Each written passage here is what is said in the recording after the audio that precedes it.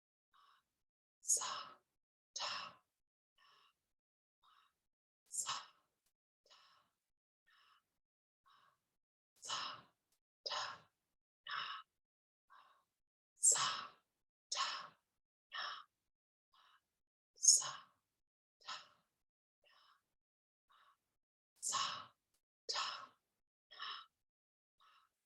sa, ta, sa, ta, sa, ta, sa, ta, sa, ta, sa, ta, sa, ta, sa,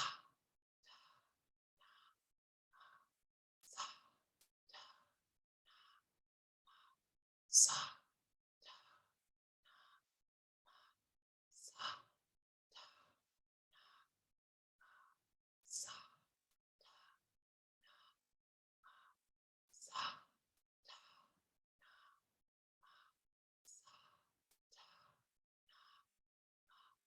sa, ta,